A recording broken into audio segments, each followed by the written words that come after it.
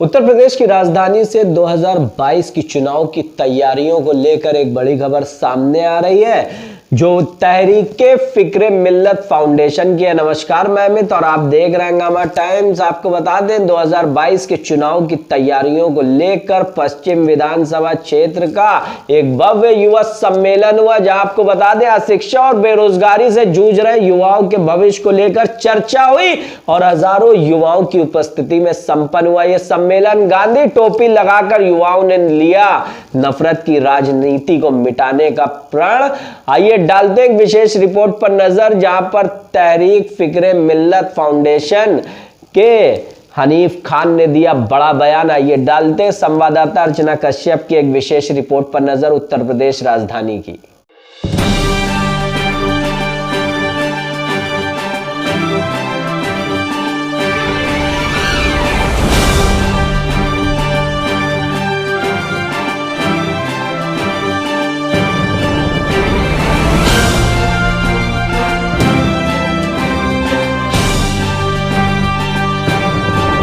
नमस्कार, मैं अर्चना आपका स्वागत करती हूँ हंगामा टाइम्स में। इस समय हम लोग ऐस बाग में, जहाँ पे आप स्क्रीन पे देख रहे होंगे युवा 2022 के चुनाव की तैयारी को लेकर के। आइए चलते हैं यहाँ के पदाधिकारियों से बात करते हैं, आखिर 2022 में वो लोगों के करके आएंगे और युवा के लिए क्या मौका लेकर के आएंगे। आइए चलते हैं बात करते हैं। तो सर ये बताइए 2022 के लिए क्या तैयारी है आप लोगों की? देखिए, मैं पहले एक राजनीतिक पार्टी में था, वहाँ हमने 28 साल प्रतिदिन 18 घंटे दिए। मेरा चुनाव लड़ने का उद्देश्य था लखनऊ पश्चिम से। 2007 में हमारा टिकट कट गया, 2009 में लोकसभा का टिकट कट गया, 2012 में विधानसभा कटा, 2017 में भी विधानसभा कटा।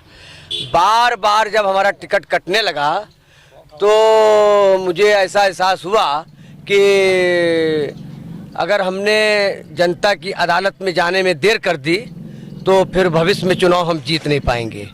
इसलिए एक राजनीतिक पार्टी को मैंने अलविदा कह के और बगैर डंडे बगैर झंडे के बगैर पार्टी के मैंने ताड़ अपनी ठोक दिए लखनऊ पश्चिम से।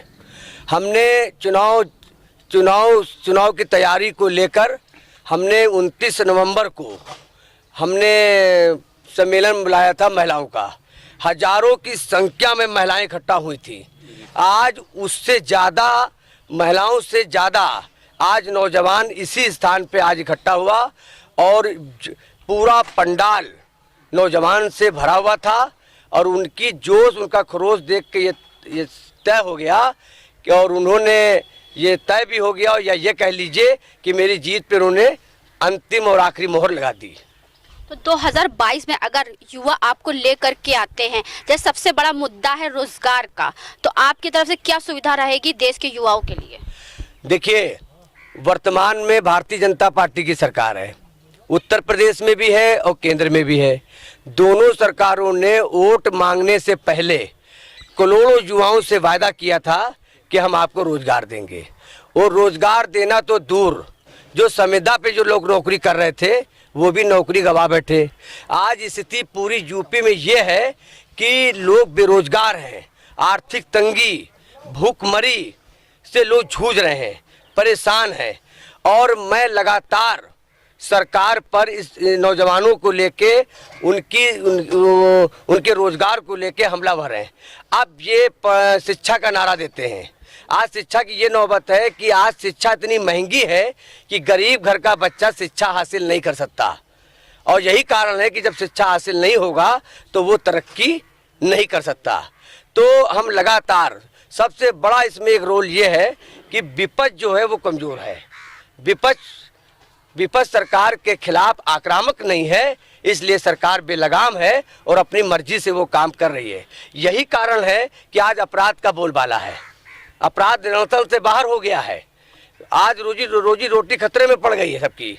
आज आप देखिए, आपके चैनल के माध्यम से हम एक बात और कहना चाहते हैं कि आज हाउस टैक्स के नाम पर, वाटर टैक्स के नाम पर, बिजली की चेकिंग के नाम पर, गाड़ी की चेकिंग के नाम पर इतनी उपेक्षा, इतना उत्पीड़न जनता का सरकार कर रही है और जनता ताई कर रही है और जनता इस इंतजार कर रही है कि 2022 के चुनाव का, कि 2022 का चुनाव आ जाए तो मैं एक निर्णायक फैसला सरकार के खिलाफ सुनाऊं। तो आपको क्या लगता है 2022 में अन्य सरकार आएगी? जिस तरीके से रणनीति चल रही है, अभी भी पेट्रोल के दाम बढ़े हुए हैं, रसोई गैस के दाम बढ़े हुए, हर चीज के दाम बढ़े हुए हैं, तो आपको क्या लगता है 2022 में अन्य पार्टी आएंगी? देखिए, जनता लोकतंत्र में सबसे बड़ी सर्वे है। उससे बड़ी कोई अदालत नहीं है। और जनता का फैसला जो है लोकतंत्र में अनोखा होता है। बड़ी बड़ी सरकारें आई, हुंकार भरने वाली, जुल्म करने वाली, तानाशाही करने वाली, सबको जनता ने किनारे लगा दिया। इस सरकार का भी किनारे लगा देगी जनता। आप ये बताइए, ये कहाँ का इंसाफ है कि आज लोकतंत्र में हमारा अन्नदाता किसान आज कई महीनों से कड़कड़ाते जाड़े में आज साहब अपने राज्यों को छोड़ के, अपने जिलों को छोड़ के, अपने घरों को छोड़ के भूखे पेट आज धरने पे बैठे हैं और सरकार के कान में रूत रेंग रही। ऐसा क्या है? जिस जनता ने सरकार बनाई उस जनता की आप नहीं सुनेंगे, तो जनता की नहीं सुनेंगे तो जनता अपना भी फैसला सुना देगी आने वाले 2022 के चुनाव में। और रही बात मेरे चुनाव की, तो लखनऊ राजधानी में 5 सीटें हैं। 500 सीटों पर भारतीय जनता पार्टी का कब्जा है। मैं लखनऊ से मैं अपने दावे से मैं कह रहा हूं कि 5 सीटों में से 1 सीट पे मैं अपने संघर्ष के बल पे, अपने कामों के बल पे, अपने त्याग के बल पे मैं उस सीट पे कब्जा करूंगा और पहले से ज़्यादा आवाम और जनता के लिए और हर वर्ग के लिए काम करने का प्रयास करूंगा।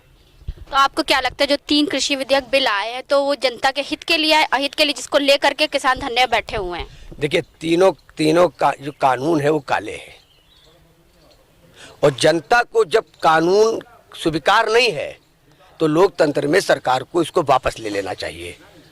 और अगर काले कानून को लेके किसानों से सरकार टकरा रही है तो सरकार का आगामी भविष्य में ये जनता, ये किसान अंत कर देगी।